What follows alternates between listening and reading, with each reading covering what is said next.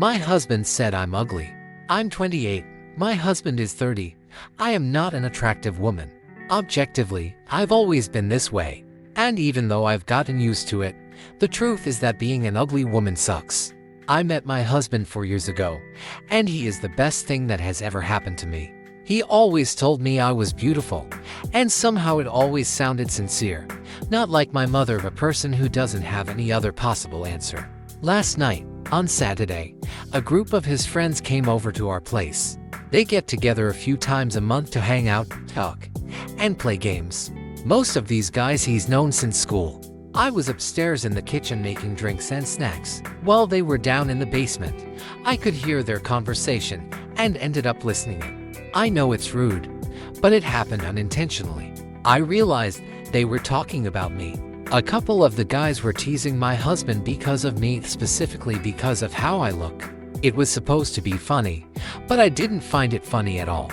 At one point, one of them called me a troll, and my husband exploded and started yelling, "Listen, shut the fuck up. I know my wife is ugly, but shut up. She makes me happy. Does your stupid woman make you happy? Jim, Dave, when was the last time we hung out without you whining about your wife?" He kept defending me for a while, but all I heard was, "I know she's ugly. I know she's ugly. I know she's ugly." That phrase kept replaying in my head over and over. It completely broke me. I don't know why.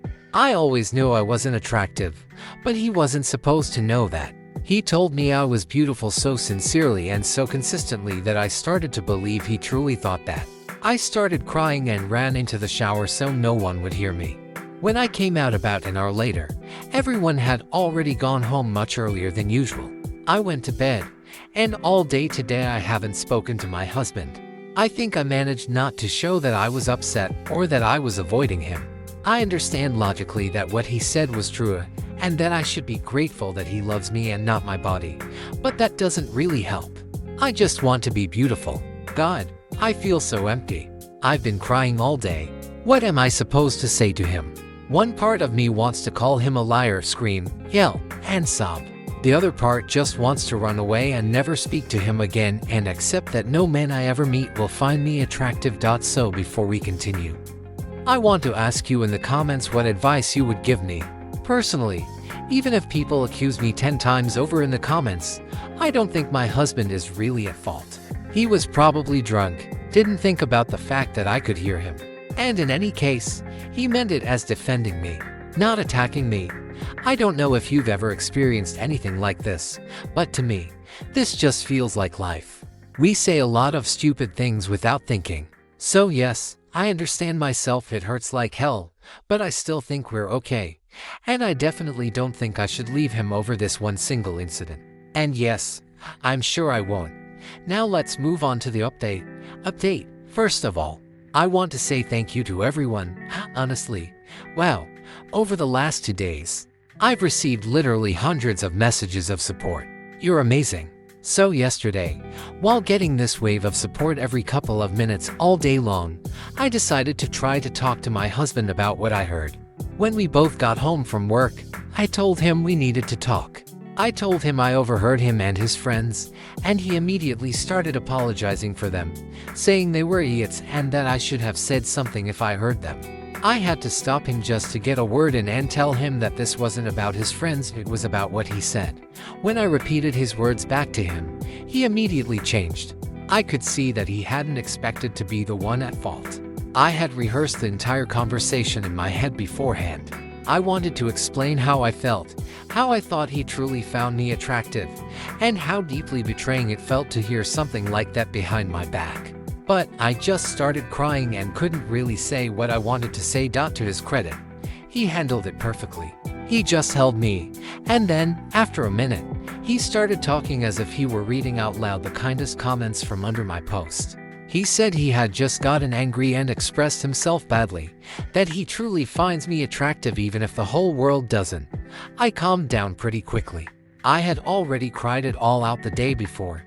He took me to his computer and showed me a message he had sent to all his friends on Sunday.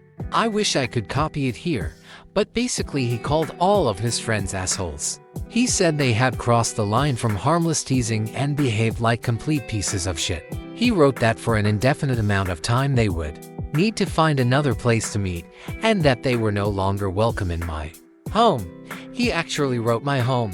I thought that made it sound like I was ordering them around. But he said he just wanted to emphasize how wrong they had been. I was relieved to see him stand up for me again.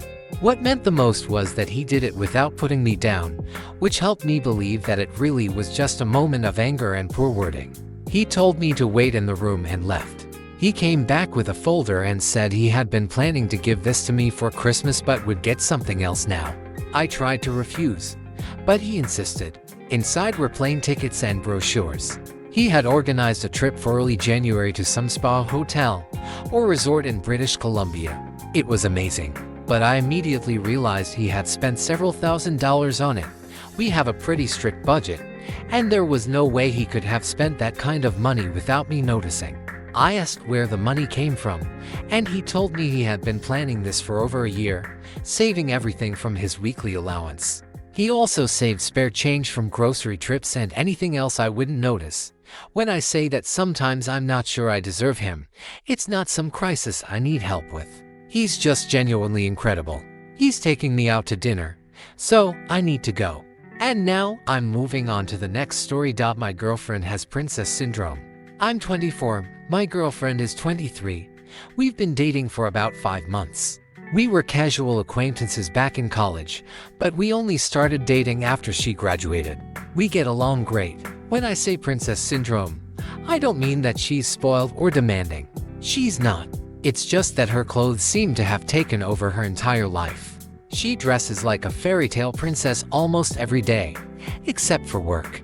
Long, fluffy skirts, lace blouses, that kind of thing. It works for her because she's very beautiful and can pull it off. At first, I thought it was really cute, but then I realized how much time she spends on her outfits. She runs blogs and has a decent number of followers. She constantly posts photos of her looks, links to clothing, and things like that. She spends at least a couple of hours a day on her blog. Then there's even more time spent sewing details for new outfits or items for her Etsy shop. When we go out together, people constantly stare at her. I've even seen people secretly take photos of her on their phones. That attention makes me uncomfortable. I asked her to tone it down a bit, but she took that as not wearing anything in her hair when we go out together. I've told her many times that I love her the way she is, but it feels like she doesn't really hear me. I hope that when she started her new job in her field, she'd become more serious, but her new boss and coworkers only encourage her. I'm afraid people won't take her seriously or notice how kind and smart she really is. How do I talk to her about wearing more appropriate clothes without hurting her feelings? The comments mostly said things like, "It sounds like you need to deal with your own insecurity. This is her hobby, her interest, and she gets positive feedback from it. You shouldn't try to change her, especially if this is what attracted you to her in the first place." I replied that it's hard for me to see clothing as a hobby. I play video games in my free time, and strangers don't secretly photograph me when I'm just trying to buy groceries at the supermarket. I understand the point that this is exactly what initially attracted me to her. That's true. I guess I just didn't think it would become such a huge part of her life, especially after graduation. One commenter asked whether I really love her the way she is if I expect her to change. That didn't make much sense. This is who she is. She enjoys dressing this way. She posts her outfits online because she likes it. Other people support her because they like that version of her too. If I don't like the attention, I can ask her to go somewhere with me in a more casual outfit, but I need to remember that she genuinely loves what she usually wears. And that's where my problem really is. How do I ask her to dress more casually around me without hurting her feelings? If I love her the way she is, why do I want to change her at all? Just curious. She doesn't need all those ruffles. She would look like a princess anyway. It's one thing when a creative student dresses brightly and unusually, but she's 23. She's an adult woman. I feel like because of how she looks, people will think she's shallow, even though she's very intelligent. I think she dresses this way for attention. I really do think it's about attention. She says she doesn't care what people think about her, but she spends so much time on her blog, replying to comments, that I don't really believe that. She's also told me she loves it when little girls come up to her when she's dressed like that, and that definitely feels like a need for attention. She doesn't dress inappropriately. By those standards, everything is fine. She's well groomed and doesn't show off her body. But is it really appropriate to wear lace dresses and flower crowns to the grocery store? All it does is attract unnecessary attention. First update. I hadn't planned to post an update, but everything changed. From my original post, I realized that I needed to be more supportive, but also talk to her about possibly dressing more simply in certain situations so we'd both be comfortable. But we never got the chance to talk. Last week she called me and said she wanted to come over after work. When she arrived, I offered to cook dinner, but she said she couldn't stay and that we needed to talk.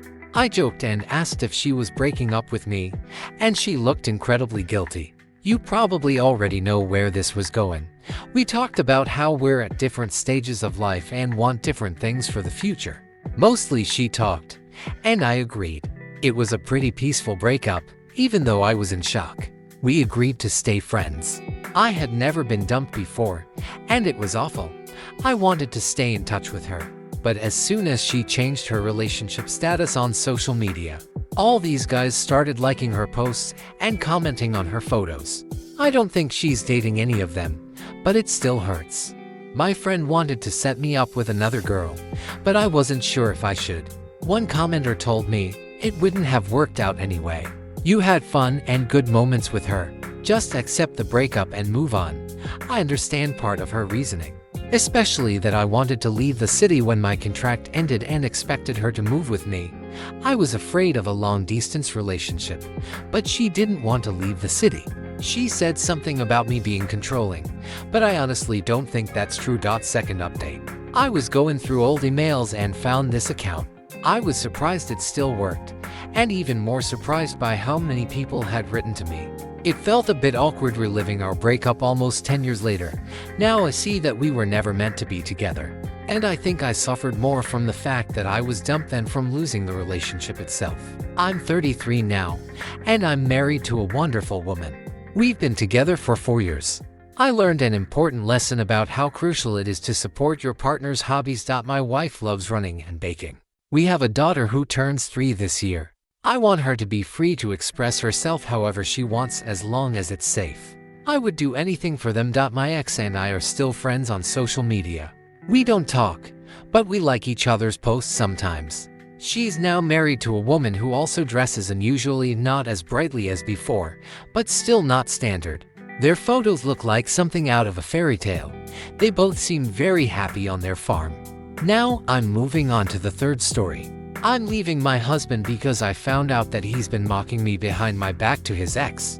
I'm 36, my husband is 45. We met about 6 years ago and have been married for 1 year. When we first met, I was very athletic and in great shape. Then I started gaining weight after 2 miscarriages and after my mother died of cancer. I fell into a deep depression and could barely get out of bed except to go to work. I stopped working out and started eating whatever I could. I gained about 40 pounds over 2 years. During all that time, my husband, back then my fiancé, was very supportive and loving. I felt guilty and tried several times to give him a way out of the relationship. But instead he proposed, and we got married last summer.